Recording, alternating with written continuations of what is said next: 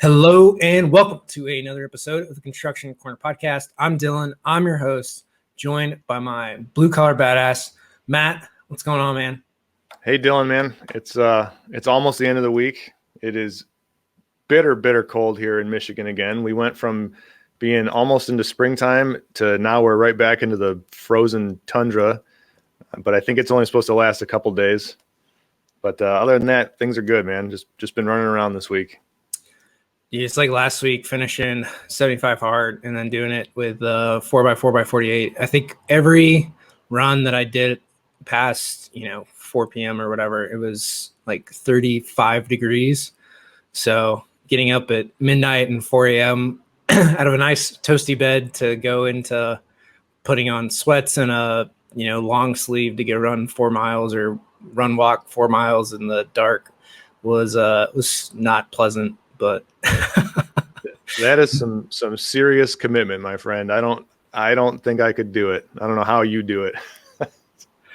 This one was a lot easier if Lauren. So if my wife was here, she went and hiked the Trans Catalina Trail last week.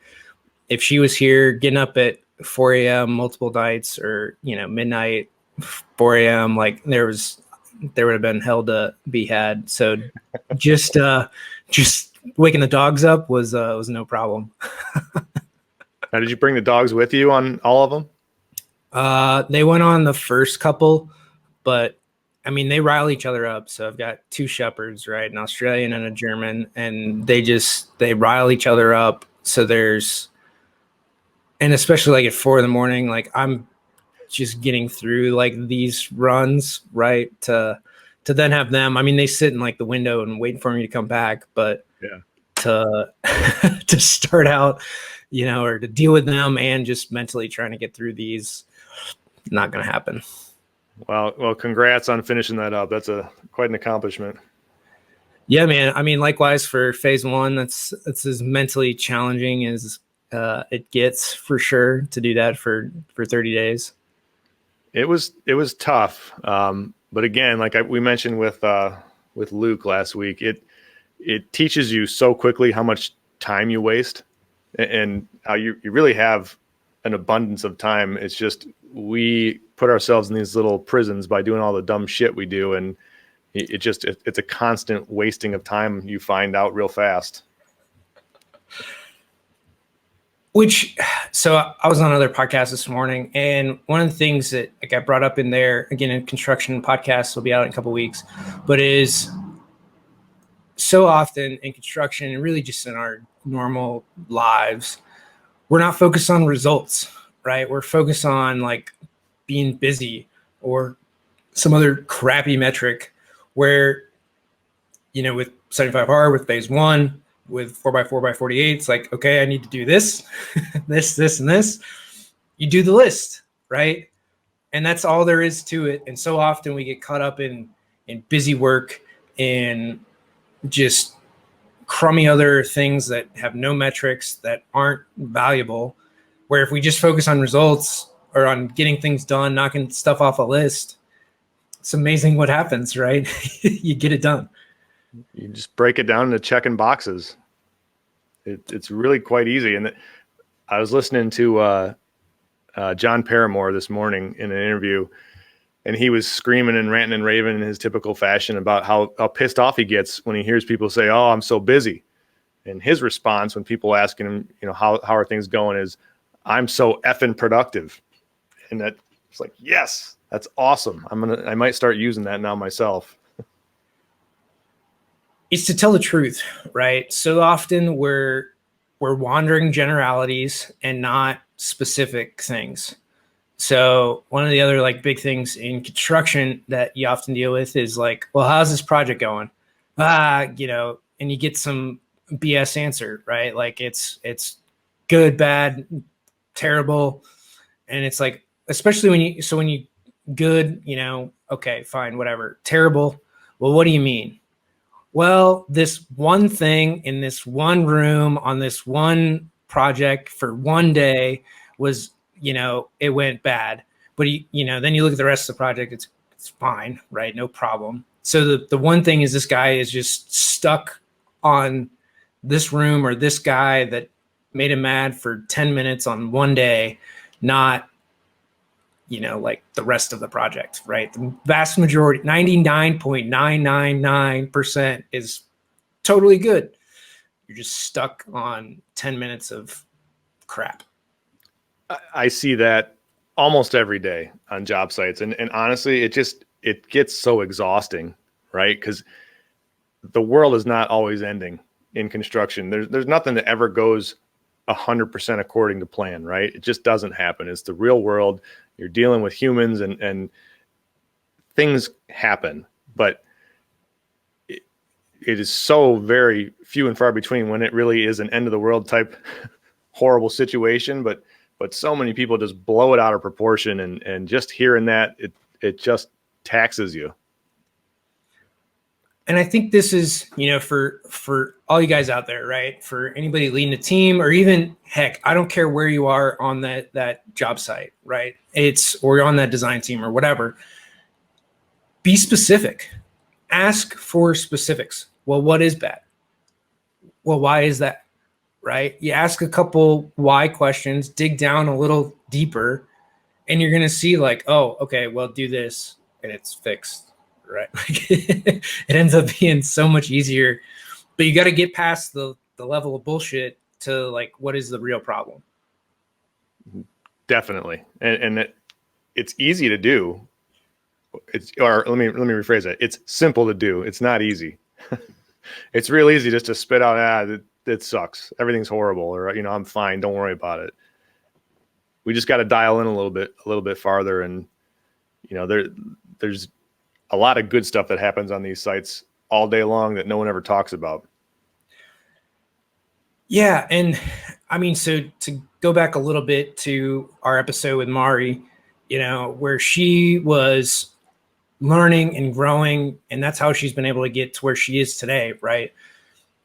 So but she had the right mindset going into it. And that's really what this comes down to, is what is your mindset? Are you in a positive frame of mind where like, oh, this is cool, interesting, right? I want to learn, I want to grow, I want to do different things. Or are you in a like Eeyore mood, right? Are you a ho-hum kind of person that doesn't want to do anything? There's two things there. Mari, yeah, she has an awesome story, and just the confidence to just go up on a roof in her case and just start asking questions and just learn and show a general appreciation and a general interest in what these other folks are doing on their day-to-day tasks. It's so huge for you, and you can learn so much. The other one, you brought up Eeyore. Just as a side note, my son, my 11-year-old, was moping around the other day, and I made that reference to him. I said, stop acting like Eeyore, man. Nothing is that bad. And he looked at me like I was 90 years old, had no clue who the mopey donkey or whatever it was. Yeah. And then, I mean, it's Eeyore and Tigger, right? Like, are you jumping around and, Yep. Going crazy, or are you, just sad and mopey, right? And I mean, we all know those people, but it's the easiest reference to give. And I don't, there might be some other show that has that, but I mean, that's what I grew up with, right? And it's Winnie the Pooh. You just, it's a very simple reference, and most people get it. For sure. But yeah, kind of recapping on Mari, since we started with her episode here, the willingness to learn and the willingness to meet people and to know and learn new people too is huge, because I think we've touched on relationships and how important relationships are in our collective industry. We probably touch on it every episode. But to hear her story and how she came here to America, and, she wasn't a roofer, right? But she fell in love with the industry for whatever reason. It sparked her interest, and now she's up on roofs taking pictures of geese, making nests up on big roofs in downtown Chicago. And, you learn, you grow, you build relationships, and that's where it all starts. One of the key points in there is in building relationships, you've got to give something, right? And so often in construction, we're looking for somebody to give us something first, right? We're not the first ones to the plate. And in building those relationships, if you want more good things in your life, you need to give more good things. It's a flow, right? So if you're flowing more good things to more people, more good things are going to come back. It might sound a little woo-woo, it might sound a little out there, but I mean, you just see the people on your job sites, the companies that exude that positive energy.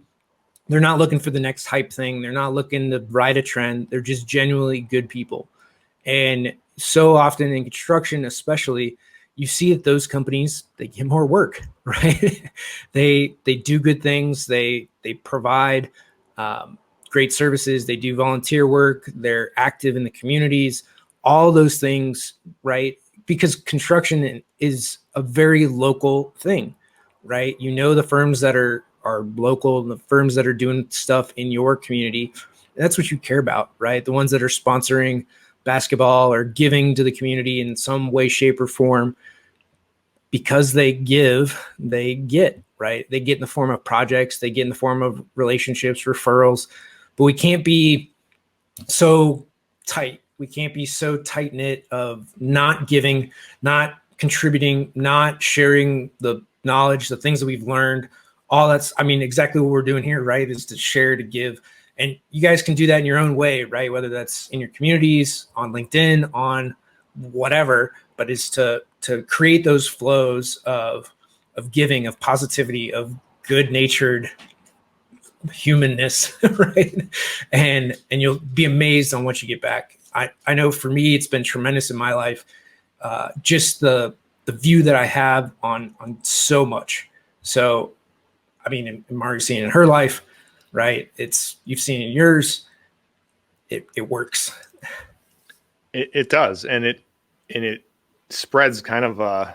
I won't use the term I was going to use. It spreads and it's contagious, right? The enthusiasm is contagious, and it helps with retention of employees. It helps with retention of clients and repeat clients. You know, it's all about building that community. You know, and that's where it starts is building the community, because we're all here, like you just said. It's all fairly local, at least on the scale that I work on. It certainly is local, but you know, we run into the same folks. I compete against the same companies. I see the same guys on jobs to jobs. You know, we're all in this together to some degree. We actually started, we don't do it probably often enough at Schaefer, but we started kind of marketing other firms' projects as a tactic on social media. And it wasn't that weird of a thing. And the one time the first time I did it, rather, it was a cool project. You know, we had a competitor who, by right, you know, I would have rather built the project myself.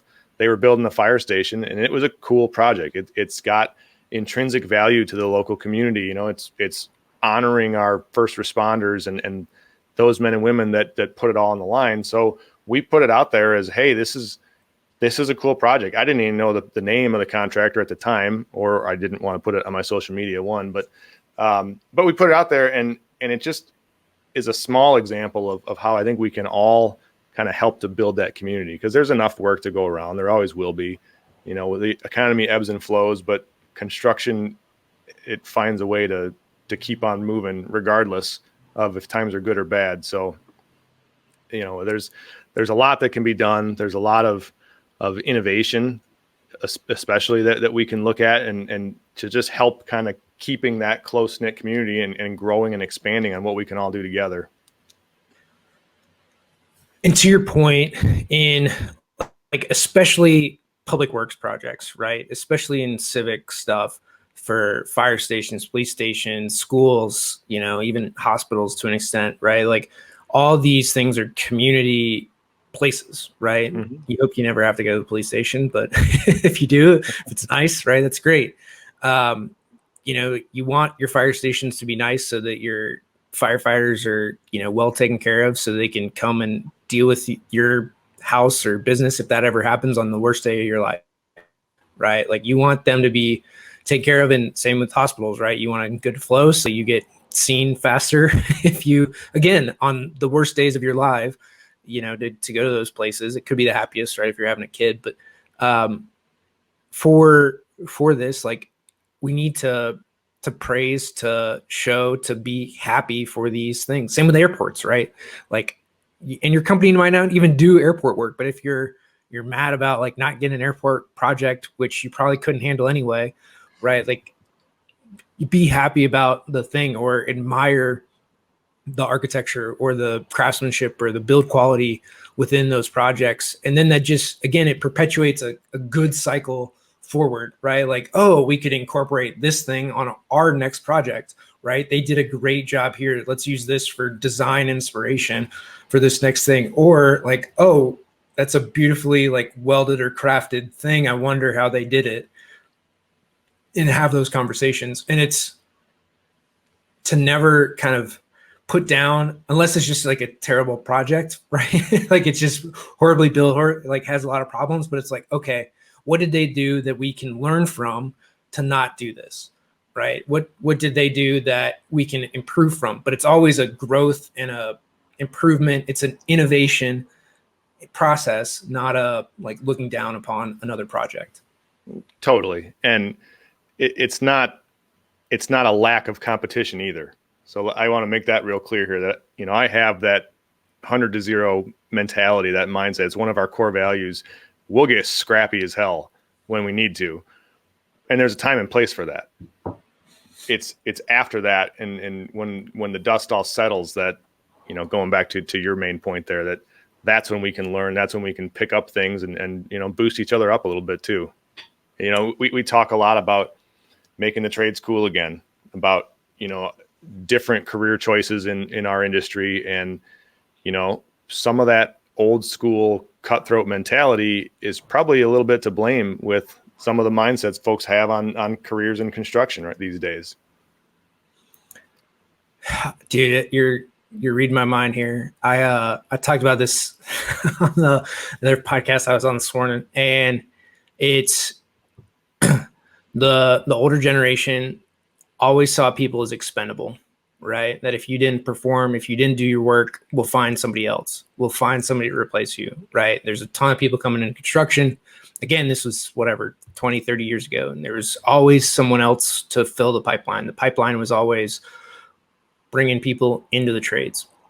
In the last 10 years, 15 years, you know, that has not been the case at all, right? So from like, my graduating class of 50 engineers, electrical engineers, I was the only one to go into like building, designing, construction, kind of straight out of school, or at least into that side of it. Another person came in after, but that's it. Like, that was the only thing out of 50. And then a couple went into industry, and, you know, there's 5 of us, right? So 10% went into like manufacturing. The rest went into like other stuff, right? Whether that's electronics, technical sales, field engineer, whatever. But into manufacturing, there was 5 that I could think of off the top of my head, you know, and then like 2 that went into the AEC industry. So today, when you talk about like the old school mentality, is there's not people to fill those seats, right? And then the people that leave construction, and this goes for across the board, from the trades, from whatever, they're not coming back, right? The people that leave construction just are not coming back. They're not even coming back in a parallel track. They left, right? There's going to be a few that go to be like from design to like vendors, or, you know, like I came to a parallel to come back and help the industry, but very few do that, right? If they leave, they leave. And how many like do you see for trades, right? They were working a trades job and then left they're going to do something else. And whatever that something else is, I mean, they're not coming back. They're just not. So it's to have that culture to value your people, to understand like you need to treat them well. Because if you lose somebody, now if they're not a fit, they're not a fit. We're not saying that. But for the people that want to be there, that have an interest in the trades, you know, you got to treat your people well, so that they can continue to be there and perform. Absolutely. And I mean, we could probably do a whole show on hiring and how abysmal the labor market is right now. And maybe we will on a future date, but you nailed it. If it's core values first for me anyways, for Schaefer Construction, that's it. If you fit our core values, you can fit in our team. If you don't, you don't. If you egregiously break one of them, one strike, you're out, and we don't think twice about it.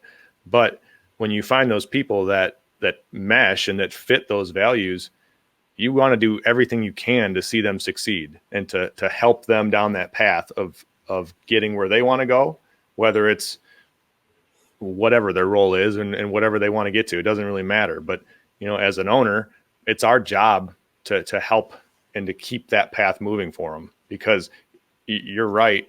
It's horrible when you lose a good employee. That sucks, man. And it takes a long time to recover from it. And most people don't value their team members enough. They're in this replacement mindset. And the more that we can value, everybody across the board, the better off we're going to be. And,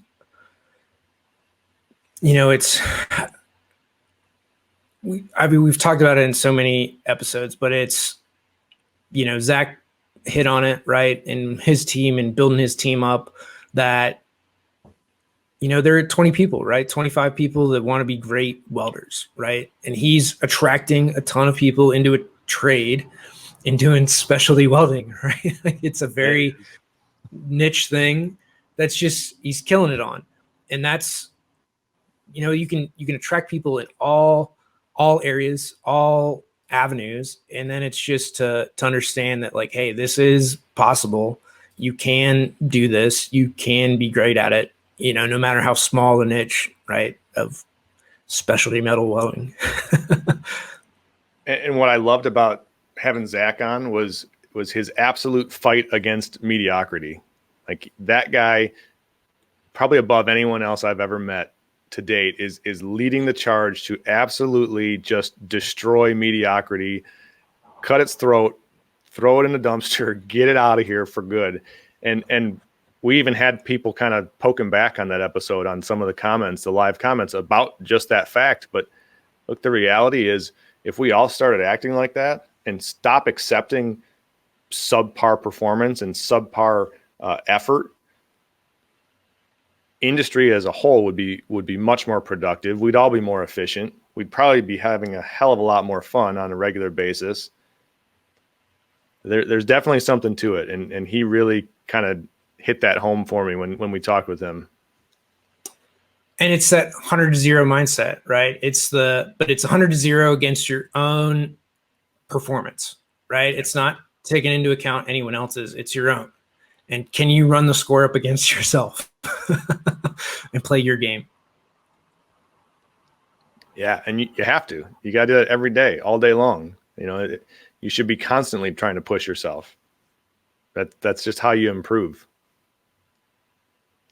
Yeah, I mean, it's like Brady, right? Which he's kind of the supreme example these days. But, for a guy that's past what most people, like the average in the NFL is like, what, 4 years? He's in his 21st, second year of playing. He signed for another, like in that, right? Can he be better than he was last year? And it's a continued improvement on his march. Right. He's not, he wants to win, but it's also a win against himself, right? And what he did, and can he continue to improve and get better? And that's a very different mindset than to beat the competition, because now you're playing their game versus can you beat what you did yesterday? Yeah. And Brady's a great example. Also because I went to school with him, but we don't have to go there. But he, to have that mentality of constantly pushing yourself to be better. You don't get much better than that. That's where we all can improve, I think. Yeah. And I mean, Zach gave just such a great, example of that, to building his team again in a super niche, to bringing people into the industry, which is what we all want, right? We want a growth. We want to bring people into construction, show how great of an industry this is, and that you can fit really anywhere, which I think Andy Zeller did a great job in, letting people know that, hey, you can come in here, right? Like, I work for trades, but I do stuff on the computer. So, and all, like, right. That's probably not talked about enough, that, hey, I work in a specialty subcontractor, do, mechanical, and yet I don't bend sheet metal. Yeah. And he was a very good example of that. We've talked about that a lot too, about the various roles and opportunities in the construction industry. It's not just, a guy with pouches on banging hammers, or the architect, drawing buildings. There's everything you can imagine you can find in this industry. And, Andy had a great point. He brought up, one of the topics he brought up was his perfect BIM guy, I think he called him, was like a 50-year-old veteran, 50-year-old, tin knocker, who's been doing it his whole life, who's been on hundreds, if not thousands of jobs, and knows all the shit that goes wrong, and knows how a good job operates. So to have that mentality, to find those guys who maybe they're done, banging tin and bending duct, maybe now we can bring them back in and repurpose them, for lack of a better term, put them in the office and see what they can do, and on helping guys like Andy, who are trying to solve problems before they start. He also had the, and I'm going to butcher this, I meant to write it down, but the 5, 10, 50 rule, I think, something along those lines, where, if you screw up in the beginning, you can fix it for pretty low cost, $5. If it makes it to the field, it's a little bit more, but then if it gets into, already installed and now you're trying to fix it, it becomes a huge thing. So it just goes back to that constant leadership, that constant improvement attitude. And if you can get guys who have spent a good chunk of their career in the field doing it, those are great guys to lead you and your company forward in a different role. And it's to keep those guys in the workforce, right? At the end of the day, it's to allow them to have longevity in a career and to continue to provide value. If you meet, I don't know a single guy that's been in the industry for a long time that I've met who didn't want to teach, right, or help the next person down the line, right? They might be crusty on the outside, but they want to teach people how to do it right, because they care. And if you've made it 30 years in construction, you kind of want to pass on what you've done, because your time being in the field is coming to an end. But you don't want the craftsmanship, the things that you've learned, to go to waste. So bringing those guys into the office, into, project management, superintendent role, but not everybody fits, leadership, but they can basically still be a fabricator, still install stuff, just do it on a computer, where they're not, breaking their back or getting up on a lift or anything like that, but they know how it's supposed to go. They know the sizes, they know spatially what needs to happen. And that becomes a great opportunity to repurpose, retrain your guys that still want to be a part of the company. They still want to work. They want to show up at 7, right, or earlier, and they want to contribute. And we, as owners, as leaders within the industry, we have to find ways to help those people to continue to provide value across the entire industry. Yeah. And when you had your conversation with Nick Carrillo, when my pipes were frozen and I couldn't make it, that was a big topic there too, about, the industry advancing into more automated technology and things like robotics and along those lines. It's not geared to start wiping people out of these careers. You sent me a link last night, and it was essentially the robot that was putting together structural wood framing or something along those lines. That's not going to eliminate jobs. It's going to stir things up a bit, and jobs are going to have to be changed, and humans are still going to be needed, but we all have to be flexible in that role too. And, sometimes it just makes sense to retrain or to pivot and flex other skills that, maybe you didn't even know you had. It's really to continue to use the knowledge that people have gained in their experience and put it to work in different areas, right? If you're a good framer, maybe you're now working with the people that build the robots to figure out how to put them together, right? And there's always going to be nuances, and you're expert at that to help these programmers to make sure the robot does it correctly. And I mean, that's going to take a while. It's not a simple thing to do. Granted, it ultimately gets figured out, but at the same time, like, you're always going to need somebody to do like trim work, right? Or for the next whatever 10 years, right? You're going to need somebody to do the fine carpentry. You're going to need somebody to like install it and do QC to make sure that the robot did their job right for people that have done this for a long period of time. And it's ultimately, again, we have a labor problem. The only way to get out of this is through automation, because buildings are still getting built, no matter what the news might say. We're still moving forward on like a lot of construction. So in some places like New York City, $17 billion, that's with a B, got taken out last year in construction. It's a big number. But generally in a normal year, commercial construction is $800 billion, right? 800 billion is what commercial construction in the US alone. So when you look at how big of an economy this is, how many people it takes to build 800 billion worth of stuff, logistics and warehousing and, electricians, you name it, we don't have enough skilled tradesmen to get those projects done without being super over budget or super over time, purely because it's either going to cost you more to get the people you need to do it on time, or your schedule extends out because you can't find the people to do it, right? It's a very simple equation.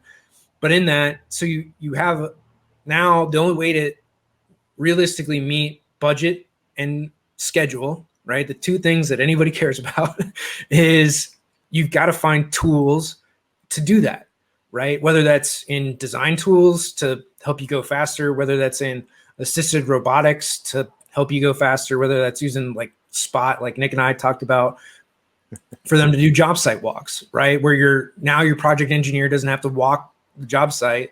The dog goes and does it. And now the project engineer can deal with actual problems, not spend 3 hours walking around for no good reason. It's things like that to, again, focus on results, not the time it takes to do something.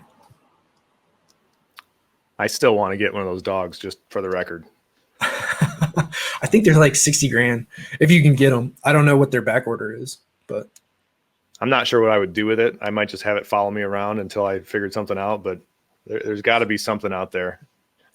At least boost job site morale, right? When I show up with my robotic dog, and that's the primary thing that they actually use them for, man, is site walks. So it has a prescribed path that it goes through every day. You got cameras mounted to it, and it just does instead of a person going and doing like your cameras or you're taking pictures or whatever, it's just got a like 360 camera mounted to it, and the dog just goes and walks and does the site walk and captures all that stuff. Now you need like a 100 terabyte drive to store all that stuff, but storage is cheap. But that's the primary use case for like a Spot. You can do it with drones too, but right.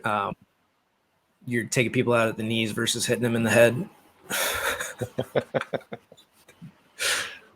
Speaking of drones, we have a great drone guy that we started using on this last project. He'll come and he flies around. He's got more drones than I can even count. But that's been the biggest problem with it. As you mentioned, the storage. He'll go out and he'll fly for half a day or something and send me a Dropbox link, and I've got more data than I literally know even what to do with. And we use it more as marketing fodder than anything else. We're not really doing inspections with it yet. We're not on that level or infrastructure. But yeah, it's just an astronomical amount of data and size that these files are coming in across.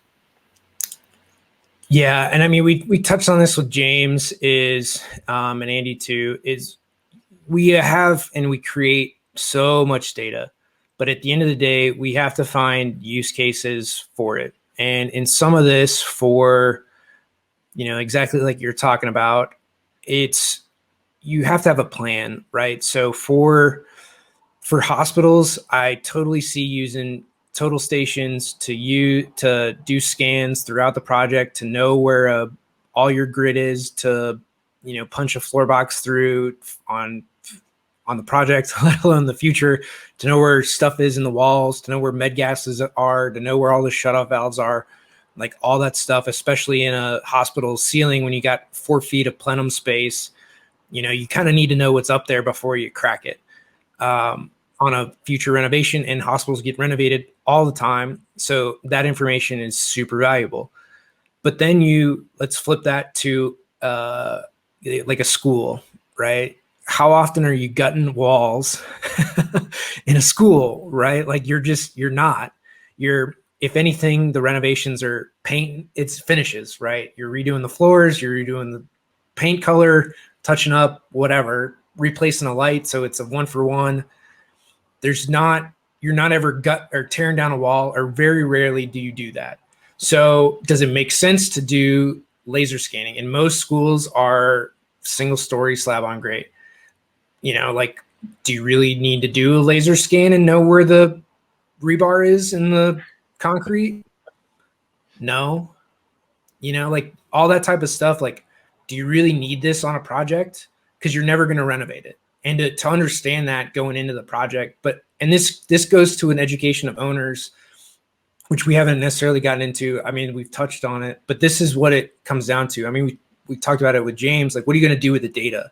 And I think not enough. We have a standard. This is what we do. We use BIM. We laser scan stuff. We fly a drone. We whatever, and it looks cool. But in reality, is the owner ever going to use that for maintenance or for renovations or anything else moving forward? If the answer is no, maybe you relook at your deliverables for that project. It just comes down to custom tailoring the solution to the need, right? My drone guy, I won't get into specifics of what he does now, but the company he works for, they'll go into large facilities that are under constant renovation like that, and they'll go and do the scanning and mapping and all that fun stuff. But there's a definite purpose there. There's a definite reason why they need, those owners need it. But you got to be able to custom tailor it, because it's so often that it just becomes the next shiny thing, and if you don't need the shiny thing, there's no sense in wasting anybody's time. We started the show talking about wasting time. That's a big one. And if you're going to spend the time and the money to go set up scanning or even modeling, I mean, to that degree, we had Doug Maiden on last week or 2 weeks ago from Beck Technology, and they have what they kind of affectionately touted as a dumbed down BIM, and they sold it they sell it as a estimating product, a pre-con product, and it works pretty cool, but it's custom tailored. You're not going to have, at least back when I was looking at it, and this was 10 years ago, you're not going to have outputs of 3D realistic models. You get kind of block images and chunks of building, but it did what it was intended to do. And it's just that custom tailoring of the technology. We can all use it. We can all use it. We can all get better from it, from a small commercial construction company like me up to a Wallbridge or a Turner. It's just a different level of what we all need, but there's solutions out there. You just got to be able to find them, and you got to be able to make sense of what you actually need versus what you don't. And this is my get out the violin, pour yourself a glass of wine. This is a soapbox that I will stand on for a long time. And it's contracts, man. It comes down to contracts. Not enough people know what's in their contracts. They're not willing to enforce them until something goes wrong. They're not, like, an architect's never willing to go back for, hey, this is a scope change. This is extra design service. They're never willing to do that. And, for most of us, we don't go back to the contract. What do you actually need? Does this make sense for this project? Instead, it's here's our boilerplate thing. Good luck. We're going to do this and hopefully nothing goes wrong. I would be lying if I said that we don't sometimes operate like that too, and you're right. We pull contracts back out. We look at them twice.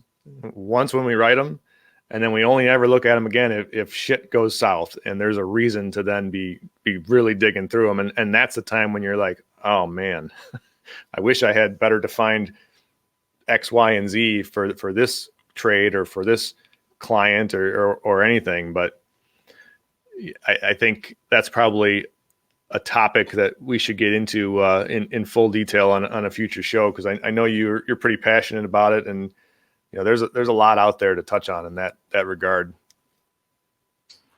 Yeah, and again, it's making sure that everybody understands the deliverable, right? That everyone is on the same page, because a project manager doesn't know what's in the contract, can't enforce anything because they don't know, and likewise for others, it's just a hard thing. And then an owner isn't always informed of what they do, right? The lawyers are going through it, but a lawyer doesn't know what a BIM model is compared to the next guy, right? Like it's not the right people having the right conversations, and I think, with Tahir, we brought up a lot of this stuff is, there's ways to innovate and have those conversations. It's about our community. It's about the buildings we build, and innovation is in a lot of ways, shapes and forms, right? It doesn't have to be the newest software. Obviously that's what we build, but I'll tout it, right? We can help you, but at the same time, there's a lot of other things that you can do to improve your process, your community, right? This is, at the end of the day, y'all got to live together. Can you maintain those relationships? Yeah. And she said it best though, too, on the flip side of that, you can do a lot to boost efficiency and to increase efficiency, but you can also efficiently suck. And, her point, I think anyways, was, you have to custom tailor. You have to make sure that the end result you're going for is really the product or the service or the offering that is needed, because you can spin a lot of wheels and waste a lot of time going after things that just maybe don't make sense. We're all up on innovation. That's great. We have to keep innovating, but you have to custom tailor it. You have to know who your audience is and what you're presenting. And every case is going to be different. And that's just it. It's to be just specific, right? Not a wandering generality. And so often we overreact, right? This thing went wrong on this project. Now we're going to do this thing, right? Whatever it is, we're going to always require LOD 400, everything detailed to the last degree, because this thing got screwed up on this project this one time because, whatever happened. So then you overreact to the problem.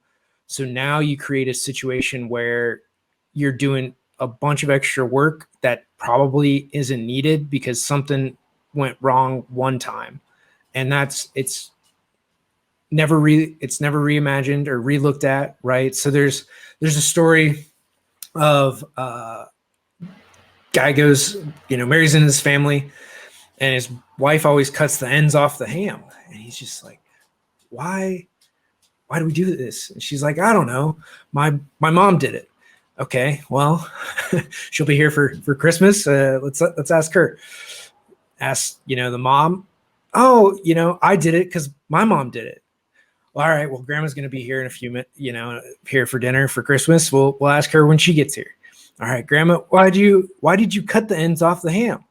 Well, because great grandma did it. It's just the way it always has been. So the husband's like, what the heck? I gotta know why we cut the ends off the damn ham. So then he goes down to the nursing home where great grandma is and asks her, it takes a little while to figure out what he's asking. She was like, well, the ovens weren't big enough, so we had to cut the ends off the ham to get it to fit in the oven. So for 40 years, they've been wasting all this ham for something that, is now no longer a problem. And that happens all the time. And it's kind of like a reverse mentorship, right? We talked with Luke Marcotte a lot about the importance of having mentors and passing down the good industry knowledge and the good successes that you want to carry on. But you gotta always ask the question, why are we cutting the ends off the ham? This doesn't make any sense. Just cuts. But I mean, how often do you hear that answer? Constantly. It's just the way we've always done it. It's the anti-innovation, the anti-100 to 0 mindset. It's everything, frankly, I hate about our industry is that, well, that's just how we've always done it. I struggle with this. I fight this every day. And it has permeated every facet, I think, of probably of most industries, but certainly of construction. It's just so easy to use that as your crutch.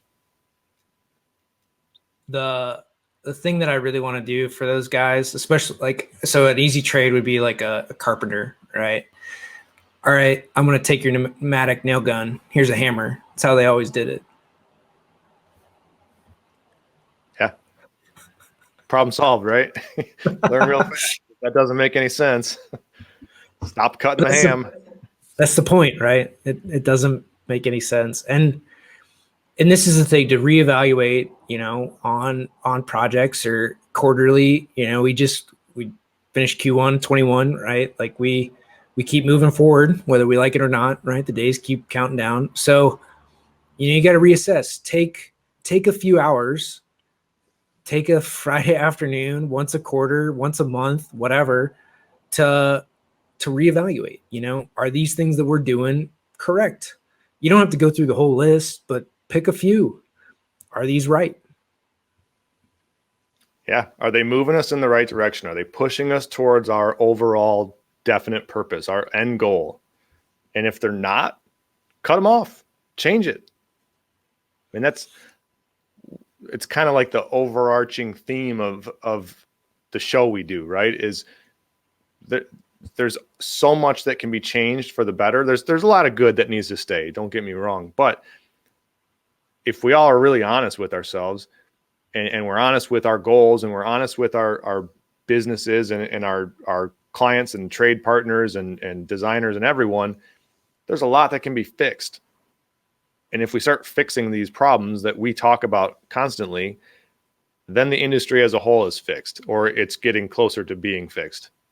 And the more we can do to push that boundary, the better off we're all going to be in the future. And it's tackling one specific problem at a time. It's not a wandering generality of like the industry's broken, right? It's okay, labor is hard to find. Okay, what's the problem in attracting labor? Oh, we don't have any core values or stand for anything, or we don't, market construction as a good industry to get into, all the way, to the Little League game that we go to or the AAU basketball, that we're involved in, right? We don't talk up construction as an industry for people to come into. Okay, like let's start there. Let's implement core values. Let's talk up the industry that we're in. Let's, hey, this basketball gym was built by, your uncle or Bob or me, whatever that is, right? And to talk that type of stuff up. But it's okay, we have a labor problem. How do we solve it? Granted, it's not going to get solved overnight, but if you don't start talking about it today, it's going to be worse in 5 years. So it's to, get that kid that's on the cusp of making a decision of what they do, at 18 for the rest of their life, or a path that they start down.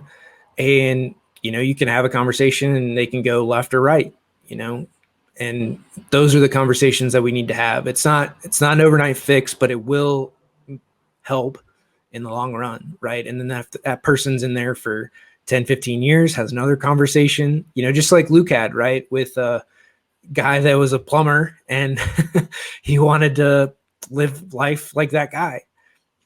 Same thing, that every one of you needs to be having that conversation with somebody. And then you need to make, if you're an owner, if you're a manager, you need to make the experience of your people, which comes to core values, good. So they want to talk about it. So they want people to come in the industry. So we don't have a labor problem in 10 years.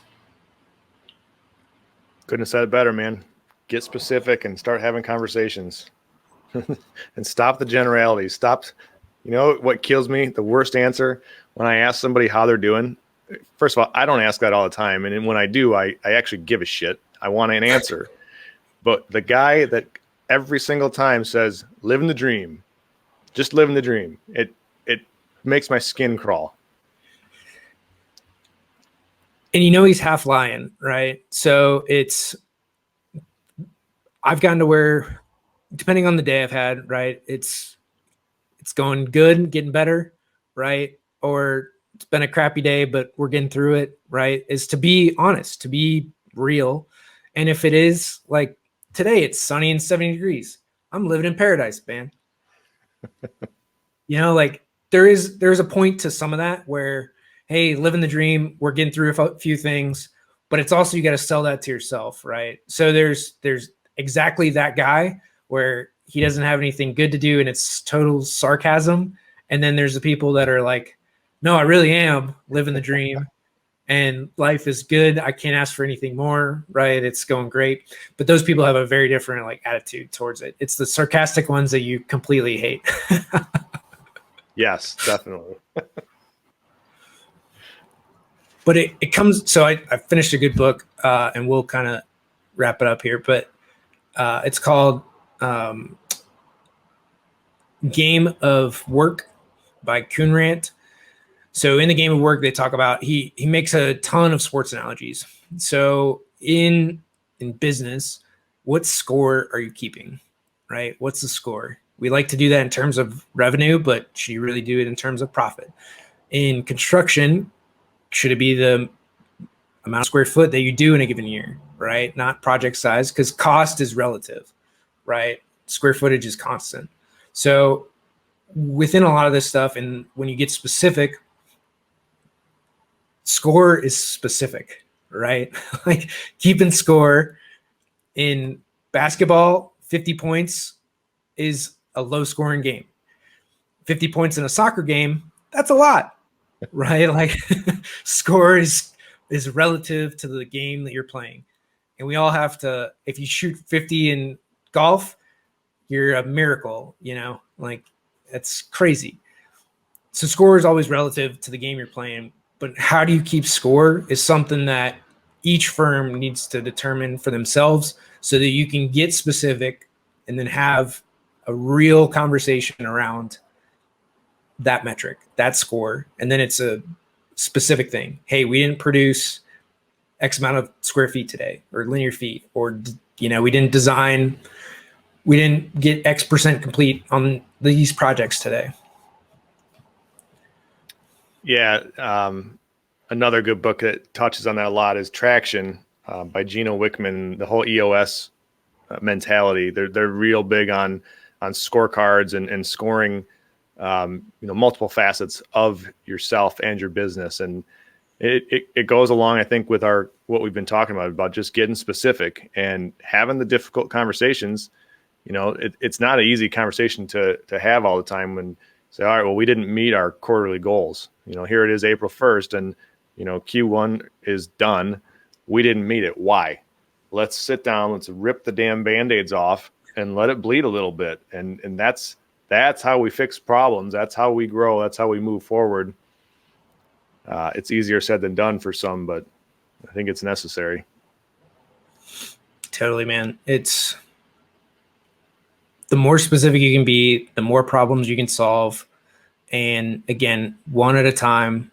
You're not trying to fix everything in a day, right? You're trying to go one step at a time, one improvement. And I mean, ultimately that's innovation, right? That's how you get better. That's how you improve, is one day at a time, one step at a time, one specific problem at a time. And the more you can do that, I think the faster you're going to grow, get better, and just have a better life, right? At the end of the day, that's what we all want. It's a better life, live happier, healthier. And when you solve specific problems, you know that it's specifically taken care of. Absolutely. With that, man, any final words for this kind of wrap up episode? I'm going to say thank you, Dillon, for bringing me on board to this wonderful podcast. It's been it's crazy that we've been through a whole quarter doing it now. I'm looking forward to Q2 and beyond. And anybody out there listening, give us a share, give us a rating. We need to start pushing this around a little more, and anything you guys can do to help, that's our fee. We're not charging you money to listen. We're not running ads. Just help us spread the word, help us spread the podcast around. And if you have any ideas for topics, you can reach out to either one of us pretty easily. Absolutely, guys. I mean, at the end of the day, Matt and I both want to help the industry, right? So if you're in construction, if you're looking to get anybody into construction, I think we do a really good job for sure at the beginning of the industry, right? And getting people in, but also for those of you guys that have been in the industry for a while, to touch on specific problems that we have in construction and provide solutions for it. It's up to you guys whether you want to take action or not, to whether you actually want to fix these, but we're here to help have that conversation and again, you can submit topics. We'll talk about them, and then you can just share the episode to your boss or whatever. And we'll have the hard conversation that you might not want to have. So we'll do it for you. So just share this around. And again, we're here to help. We're here to, make construction an industry that people want to come into, and really to talk up the lovely industry that is construction. Absolutely, man. Looking forward to doing more. For sure. Yeah, man. I'm glad you're here. Glad you're on. It's good having a co-host to bounce things off of. And again, to bring another perspective to the industry, not just mine, to bring another side of it, and, to show everybody that design and construction can work together. All right, guys, that's the show. Give us a share, and we'll see you here next week.